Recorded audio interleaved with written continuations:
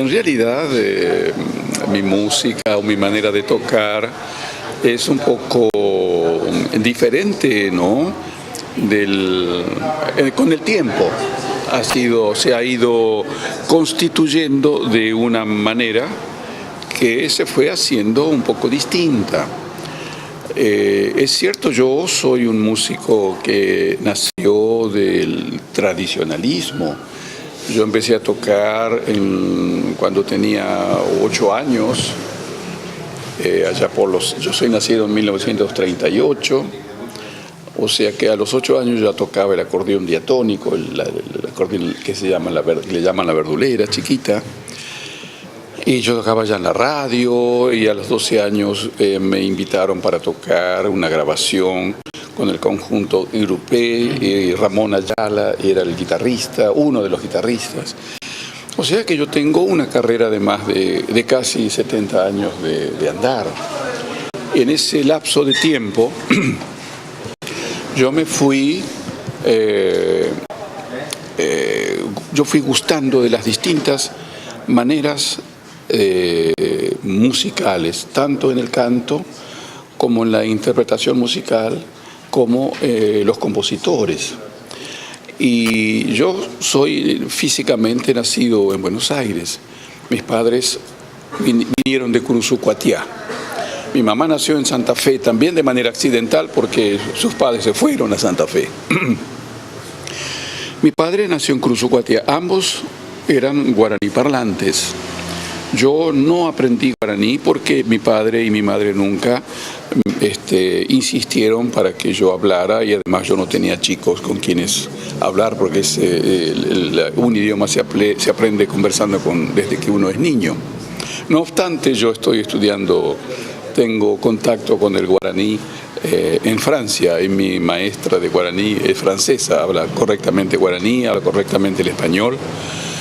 Y como yo le decía hace un rato, sigo siendo admirador de músicos como Piazzolla, Rovira, Oscar Peterson, Oscar Alemán, Troilo, Grela, no sé, los músicos rusos que tocan en un acordeón como mi acordeón, la música clásica, la música popular. Soy un admirador de la música cubana, de la música brasileña, siempre como base de la cultura que yo adquirí desde mi nacimiento y antes de mi nacimiento. Mi mamá me contaba que cuando yo estaba dentro de su vientre, cuando había cualquier música, yo estaba tranquilo. Decía, vos estabas tranquilo, pero si a tu papá venían a visitarlo, Esquivel, por ejemplo, o don Mauricio Cardoso Campo, y se ponían a cantar polcas o chamamé, tú ya no te quedabas quieto, ya había un movimiento que yo sentía. Entonces, yo supongo que nosotros, cuando estamos dentro del vientre de nuestras madres, tenemos ciertas sensaciones, oímos, escuchamos. No solamente pienso que se puede oír a través del cuerpo de la mamá, sino que también uno recibe las sensaciones de la madre. Y yo fui siempre buscando, o mejor dicho, antes de buscar aprendí.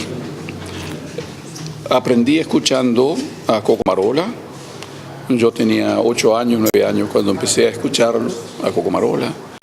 En los años 47, cuando yo tenía 9 años, yo me acuerdo muy bien, conocí al Cuarteto Santa Ana, que en aquella época estaba constituido por Ernesto Montiel e Isaco Abitbol como directores. Y el cantor era Pedro de Siervi, que lo llamaban el Campiriño Pedro, y el guitarrista creo que era Samuel Claus en la época, ¿no?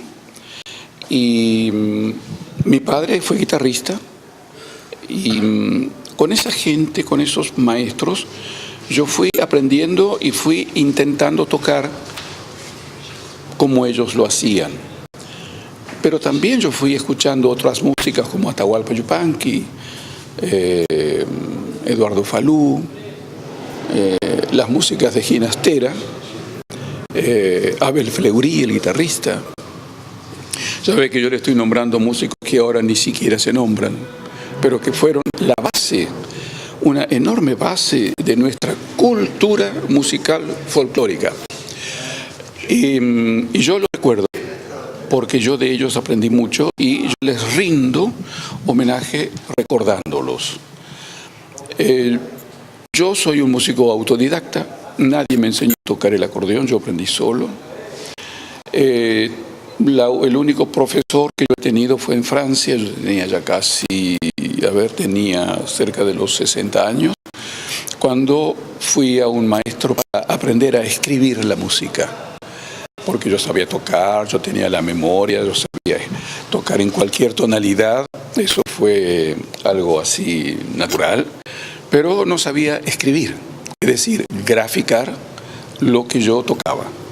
Y aprendí eso en Francia con un maestro argentino que me enseñó a escribir y bueno, con el tiempo yo tuve la posibilidad de escribir mis propias músicas, escribir algunas ideas de arreglos para mis compañeros, pero no todos son lectores, entonces yo sigo trabajando desde la parte escrita en algunas ocasiones y también de manera oral.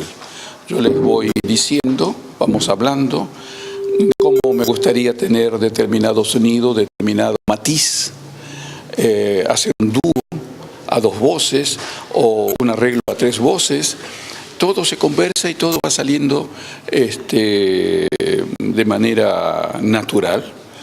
Y a veces yo tengo la necesidad de tener todo escrito para tocar de un día para otro con otros músicos que a lo mejor no son chamameceros, pero que son muy buenos lectores. No obstante, para hacer el ritmo del chamamé, no lo puede hacer si no es nacido en la región.